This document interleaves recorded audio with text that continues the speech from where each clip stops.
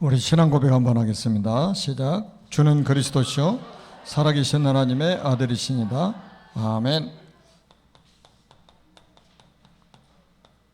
다 같이 한 곳에.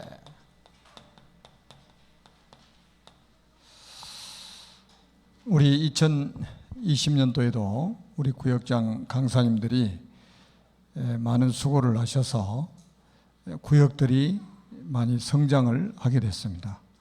코로나 바이러스 때문에 모임이 원활하게 되지 못한 상황에서도 그런 구역장님들과 강사님들의 헌신으로 구역은 더 많아졌어요. 2021년도가 기대가 됩니다. 아멘. 또 새로 임명받은 이제 모든 구역장 강사님들을 통해서도 하나님이 새로운 역사를 이루어 가실 줄로 믿습니다. 우리가 이제 꼭 서론에 붙잡아야 될 것은 뭐냐면, 우리 지금 구역장 강사 헌신 예배인데 구역장 강사들에게만 주는 메시지가 아니고 우리 모두에게 주시는 하나님의 메시지입니다. 특별히 이제 교회 안에 지도자로 헌신하는 모든 분들이 받아야 될 축복을 하나님 말씀을 통해서 확인시켜 주실 겁니다. 우리가 무슨 일을 하다 보면 안 될 때가 있고 잘 될 때가 있잖아요. 자, 안 될 때일수록 우리는 뭐를 점검해야 되겠습니까? 우리가 하는 것이 정말로 성경적인가? 왜냐하면 답이 성경 안에 있기 때문에 그렇단 말이에요. 안 되면 더 성경적인가를 확인해야 돼요. 우리가 하고 있는 게 정말 성경적인가 점검해야 되고요. 그 다음에 되면은 뭐예요? 돼도 마찬가지입니다. 우리가 하고 있는 게 지금 이게 성경적이 맞는가? 성경적이 아닌데 뭐가 되어지는 것처럼 하는 것은 더 위험합니다. 오히려 성경적이 아닌데 비성경적인데 뭔가 되어진다면 빨리 안 되어지는 게 더 나아요. 우리는 올바르게 가야 되기 때문에 그렇습니다. 안 돼도 우리는 성경적인가를 점검해야 돼요.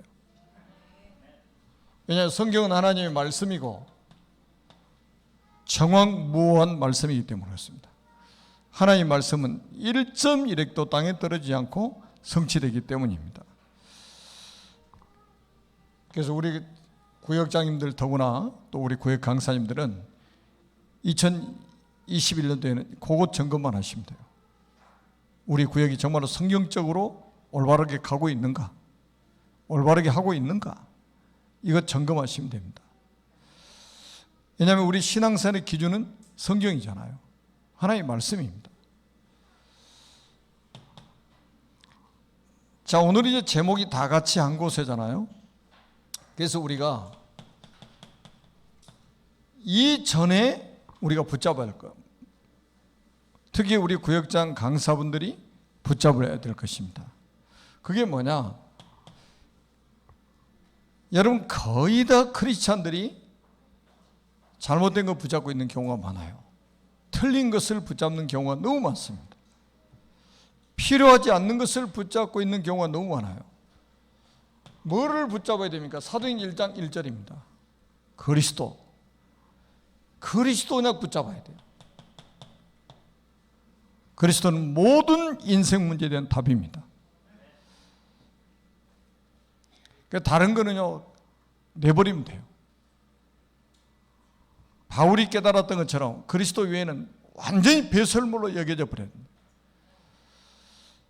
그리고 두 번째는 이 언약을 붙잡고 있으면 따라오는 응답이 있어요. 사도행전 1장 3절입니다. 하나님의 나라. 여러분, 성경 창세기부터 요한계시록까지는 두 나라의 싸움에 대해서 이야기하고 있는 거예요. 하나님의 나라가 있고 마귀의 나라가 있어요. 그 두 나라의 싸움이 치열하게 지금 진행되고 있는 겁니다. 이미 끝난 싸움이기도 하죠. 왜?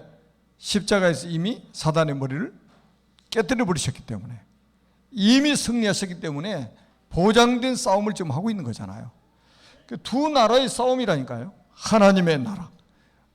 얼마나 이 하나님의 나라의 비밀이 중요하냐면 40일 동안이나 하나님의 나라 일을 설명하셨어요. 그러면서 한 사람 한 사람에게 전부 뭐를 주셨다고요? 미션을 주셨습니다. 너는 어느 나라에 가서, 너는 어느 지역에 가서 복음운동을 해야 될 것인지 전부 미션을 주신 거예요. 우리 구역장님들은 그 미션이 확실하잖아요. 우리 구역 강사님들 그 미션 확신하잖아요. 그리고 세 번째 우리가 붙잡아야 될 건 사도행전 1장 8절입니다. 오직 성령. 오직 성령입니다. 성령 받으면 권능을 받게 되고, 성령이 임하시면 권능을 받게 되고, 땅 끝까지 증인이 될 것이다. 이렇게 약속하셨어요. 우리 구역장님들과 강사님들이 붙잡아야 될 겁니다. 특히 우리 교회 안에 교역자들, 교사들, 지도자급에 있는 모든 분들이 붙잡아야 될 언약이에요. 다른 거는 전부 다 서론입니다. 자, 우리가 그 예수님이 그러셨잖아요. 4절에 보니까, 1장 4절에 보니까 아버지께서 약속하신 것을 기다려라. 그리고 5절에 보니까 뭐라고 그랬어요? 너희가 몇 날이 못되어 성령으로 세례를 받으리라. 그리고 8절에 오직 성령이 너희에게 마시면 너희가 권능을 받고 예루살렘과 온 유대와 사마리아 땅까지로 내 증인이 되리라 하시니라. 여러분, 이거 외에는요, 붙잡을수록 손해입니다. 그러니까 이거 외에는 붙잡을수록 손해라니까요. 이 안에 다 있어요. 성경을 완전히 요약해놓은 메시지입니다. 그러면 우리가 꼭 받아야 될 응답이 있습니다. 이 응답 외에는 어떻게 보면 거의 가짜라고 봐야 됩니다. 여러분, 가장 중요한 거 한번 보세요. 사도행전 1장 14절에 보니까 아주 중요한 내용이 있잖아요. 이 사람들이 뭐 하는 사람들이냐면, 요게 지금 사도행전 1장 1절 그리스도, 3절에 하나님의 나라, 8절에 성령 충만, 이것이 담겨 있는 모임입니다. 다시 말하면 뭡니까? 보좌와 소통하는 사람들의 모임입니다. 하나님 보좌와 소통하는 사람들의 모임이에요. 여기서 뭐라고 기록되어 있냐면 더불어 마음을 같이하여 오로지 기도에 힘쓰니라. 여러분, 120명이 하나님 보좌하고 소통되는 사람들의 모임이라 이 말이에요. 아마 이제 우리 구역 식구들이 매주 모이게 될 겁니다. 매주 모이게 될 거예요. 그때 이 축복받아야 된다니까요. 더불어 마음을 같이하여 오로지 기도에 힘쓰더라. 모일 때마다 보좌하고 소통되는 사람들이 모임이 딱 되도록 해야 됩니다.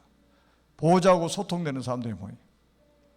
안 그러면요, 구역 모임이 잘못하면은 사탄이 역사하는 모임이 돼버립니다. 그래서 코로나 또 상황이기 때문에요, 메시지 딱 하고 기도하고 딱 끝내야 돼. 사단이 역사할 틈을 없애버려요. 그러면은 뭐가 오냐? 하나님의 시간표가 옵니다. 반드시 하나님의 시간표가 와요. 그게 바로 우리가 잘 아는 것처럼 2장 1절에 보니까 뭐라고 그랬습니까? 오순절 날이 이미름에. 모일 때마다, 구역예배 모임 때마다 그게 오순절 날이 되도록 하시기 바랍니다. 다른 건 필요 없어요. 다른 응답은 필요 없습니다. 오순절 날이 되도록 하시기 바랍니다. 여기 성경이 그랬잖아요. 오순절 날이 이미름에 그들이 다 같이 한 곳에 모였더니, 그 모임이 지구상에서 가장 축복된 모임이 되도록 해야 된다 이 말이에요. 아멘. 구역 모임이 지구상에 최고로 축복된 모임이 되도록 해야 된다. 모일 때마다 그곳이 오순절날이 되도록. 사도행전 2장 2절에 보니까 뭐라고 말씀하고 있습니까? 호련히 하늘로부터 급하고 강한 바람 같은 소리가 있어 그들의 앉은 온 집에 가득하며 그랬어요. 그 다음에 또 뭐라고 그랬어요? 3절에 보니까 2장 3절에 보니까 마치 불의 혀처럼 갈라지는 것들이 그들에게 보여 각 사람 위에 하나씩 임하여 있더니 그랬어요. 불의 혀같이 갈라지는 것이 각 사람이 있더니 그랬어요. 그러면서 2장 4절에 보니까 아주 중요한 응답이 내려오죠. 그들이 다 성령의 충만함을 받고 성령이 말하게 하심을 따라 다른 언어들로 말하기를 시작하니라. 이 응답이 가장 큰 응답입니다. 이 언약을 붙잡고 있으면 이 응답이 와요. 아멘? 우리 구역장님들 다른 거 생각하지 마세요. 지식적으로 성경 공부하는 모임이 아니에요. 구역예배 모이는 모든 구역원들이 이 응답 받도록 해야 됩니다. 오직 성령 충만 받으면 돼요. 그럼 끝납니다. 다른 거는 중요하지 않다니까요. 다른 거는 다 서론이고 다 따라오는 겁니다. 있어도 되고 없어도 되는 것들이에요. 다시 말하면 하나님의 능력이 우리에게 임해야만이 우리의 무능력이 치유가 된다 이 말이에요. 우리의 무기력이 치유가 되는 겁니다. 성도들의 무기력이 성령의 능력이 임해야 치유가 되는 거예요. 여러분 가장 무서운 게 뭐예요? 무능력이잖아요. 무기력이잖아요. 이것 때문에 주님이 약속하신 게 있단 말이에요. 오직 성령, 오직 권능. 그래야 땅끝까지 내 증인 될 거 아니냐 이 말이에요. 2021년도에는요 여기에 완전히 집중을 하셔야 됩니다. 그러면 요 응답을 받고 있으면 이후에 일어난 어떤 일이 일어났는가 한번 보세요. 여러분 영적인 힘이 있어야 그 위에 어떤 것이 와도 감당할 수 있다 이 말이에요. 사도행전 2장 9절로 11절 한번 보세요. 하나님께 15개 문을 다 준비해 놨잖아요. 성령 충만 딱 받고 나니까 15개 나라의 문이 딱 열려 있는 거예요. 지금 문이 준비되어 있는 거예요. 그것도 보세요. 15개 나라 가만히 앉아 있는데 전도의 문이 열려버리는 거예요. 그래서 지금 우리가 저도요 계속 지금 기도하고 있는 부분이 이 부분입니다. 그 다음에 한번 보세요. 사도행전 2장 14절에서 21절 한번 보세요. 동화책 같았던 말씀이 실제로 이제는 말씀이 성취돼 버립니다. 요엘에서 선지자를 통해서 하셨던 약속이 그대로 성취됐다는 걸 베드로가 설교하면서 선포하고 있잖아요. 우리 구역 식구들 한 사람 한 사람 속에서 하나님 말씀이 성취되도록. 말씀이 성취되는 게 이거 최고의 축복 아닙니까? 그리고 세 번째는 보니까 2장 41절로 42절에 보니까 3천 제자가 일어나는 거예요. 제자가 일어난다니까요. 제자가. 여러분 성령이 역사를 하셔야 제자가 일어나는 거예요. 우리 구역장님부터 강사님부터 성령 충만 받으면 구역원들이 다 성령 충만 받으면 하나님께서 3천 제자를 일으키실 것이다. 그 다음에 보세요. 사도행전 2장 43절에서 45절입니다. 빛의 경제가 회복됩니다.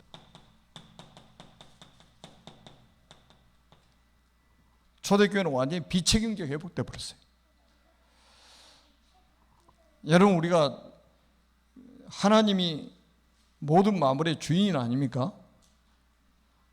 제가 이제 이렇게 많은 사람들 만나서 이야기해 보면, 야, 이분들이 진짜 안 믿구나라고 하는 생각 드는 경우가 있어요. 제가 종종 한 번씩 한 이야기 있잖아요. 막 건강을 달라고 하나님께 기도는 하는데 그 뒤에, 그 기도 끝나고 뒤에 하는 이야기 들어보면 앞으로도 계속 이 상태로 살아갈 거라는 확신을 가지고 있어요.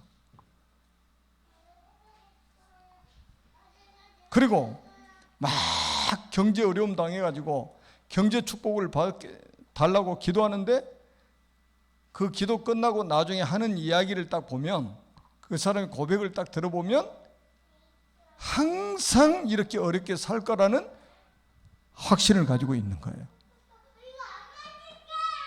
뭐가 진짜일까요? 하나님께 막 달라고 기도하는 게 진짜일까요? 그 뒤에 그 불신앙적인 이야기 하는 게 진짜일까요? 여러분, 2021년도에는 모든 성도들의 가난 문제도 해결되도록, 그냥 가난 해결되는 게 아니에요. 불신자도 가난 해결되는 사람 많습니다. 우리는 빛의 경제가 회복돼야 된단 말이에요.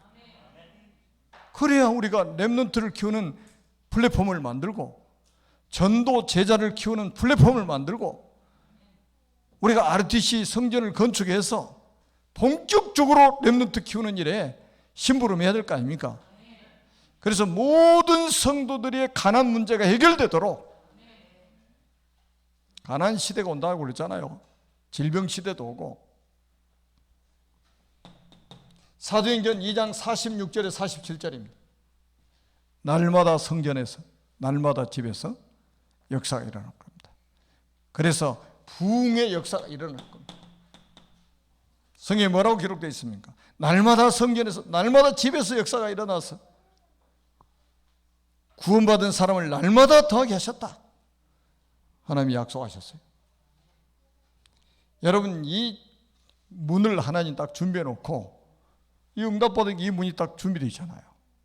그래서 이 힘을 가지고 여기 문이 딱 열리니까 이 문을 향해서 전 세계로 나가는 거예요.